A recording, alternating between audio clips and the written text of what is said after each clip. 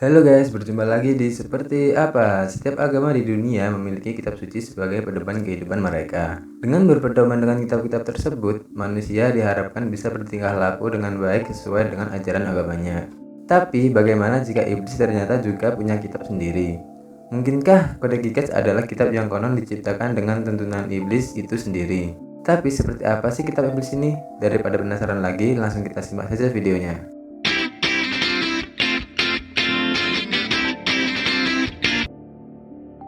Misteri Kode Geass atau yang disebut juga Giant Book sebagai manuskrip kuno peninggalan abad pertengahan terbesar ini bukanlah sepan jempol ataupun hoak loh. Karena sampai kini Kode Geass yang dijuluki kitab iblis Lucifer ini masih dapat kita jumpai di Perpustakaan Nasional Swedia di Stockholm loh.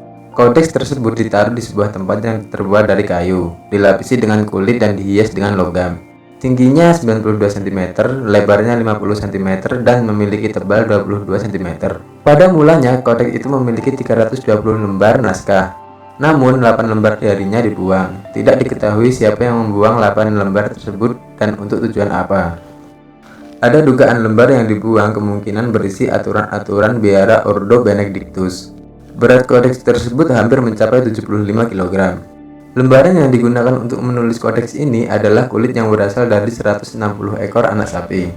Seluruh isi kodeks ini ditulis dalam bahasa Latin. Manuskrip ini juga dihiasi dengan warna-warna seperti merah, biru, kuning, hijau, dan emas. Seluruh huruf besar diberi warna yang mencolok. Pada halaman 290 terdapat sebuah gambar iblis dengan tinggi sekitar 50 cm.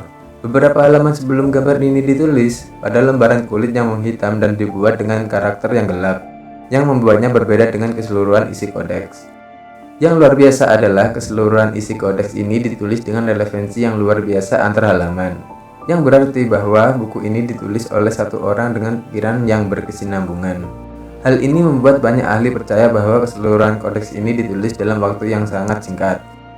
Hingga kini kitab ini masih diteliti oleh banyak peneliti, terutama menyangkut misteri penulisannya yang melegenda hanya semalam itu. Menurut catatan sejarah di abad ke-13, pada masa itu ada seorang biarawan asal Ordo Benedictus, Bohemia, yang kini kita kenal sebagai Republik Ceko.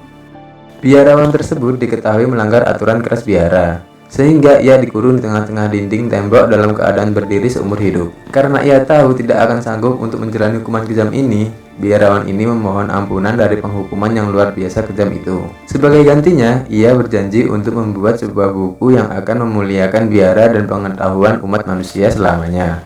Dan ia berjanji menyelesaikan hanya dalam satu malam saja. Merasa salah bicara, ia pun menyadari sangat mustahil untuk bisa menyelesaikan hanya dalam semalam saja.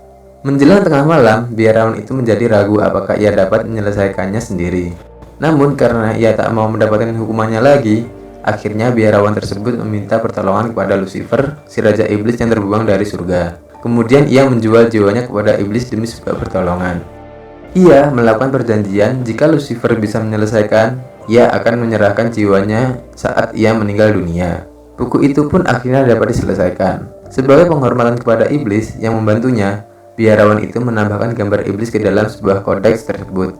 Dan si biarawan tidak jadi dihukum. Di kemudian hari, ia pun akhirnya melarikan diri dari biara. Namun, betapa terkejutnya pemimpin biara saat buku itu diperiksa. Ternyata berisi pengetahuan tentang legenda penciptaan setan, ritual pemujaan, dan asal-muasal mereka diusir dari kerajaan surga. Beberapa lembar halaman di kitab tersebut juga berisi gambar Lucifer yang disertai ucapan terima kasih untuk si Raja Iblis atas pertolongannya. Meskipun Kode Geass menjadi salah satu peninggalan misteri dunia yang paling menyeramkan, namun kitab iblis Lucifer tersebut sampai sekarang tidak dilarang dan boleh dipelajari oleh kita untuk sekedar menambah ilmu pengetahuan.